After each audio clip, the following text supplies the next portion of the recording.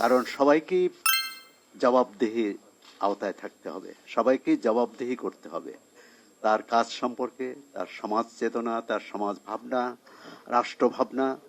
যে বিষয়টা হচ্ছে এই যে সামাজিক সুরক্ষা, কথা হচ্ছে সুরক্ষা কে কার সুরক্ষা দেবে।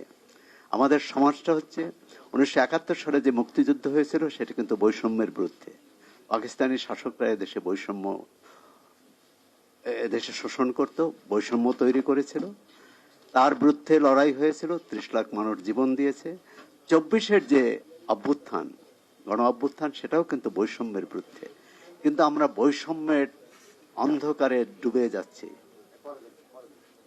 বাংলাদেশে এত বৈষম্য পৃথিবীর আরো কোনো দেশে আছে কিনা সন্দেহ।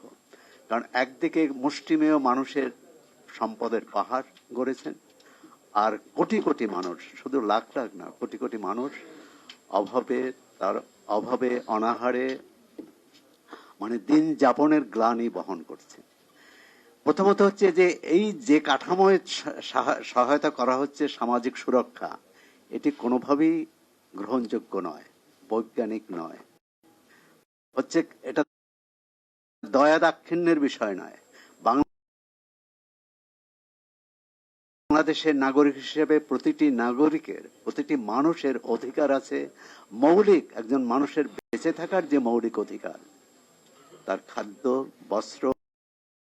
দুর্বৃত্তদের, একদল দুর্বৃত্তের, একদল সুবিধাভোগী মানুষের, একদল লুটেরার একটি কি বলে সংঘ।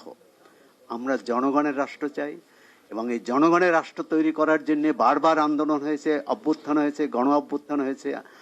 কিন্তু শেষ বিচারে কি হয়েছে?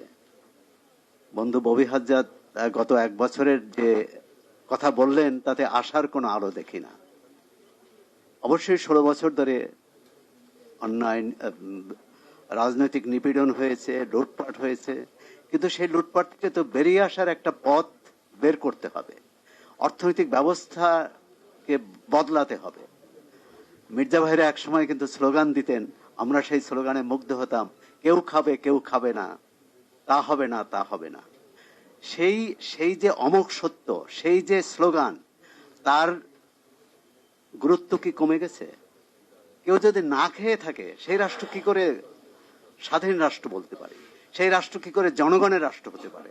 সেই রাষ্ট্র কিভাবে সার্বভৌম হতে পারে? মানুষের মৌলিক অধিকার প্রতিষ্ঠাই হচ্ছে সেই রাষ্ট্রের শক্তি। সেটি আমরা কতটা করতে পারিছি? 31 দফায় অনেক জনাব সৌরভ প্রতিশ্রুতি হাসান, আছে। আপনার সাথে একটা রিলেভেন্ট প্রশ্ন করতে চাই। আমরা তো এতদিন দুঃশাসনের কথা বলেছি, এখন আমরা একটা অরাজনৈতিক প্রতিষ্ঠানকে দেখছি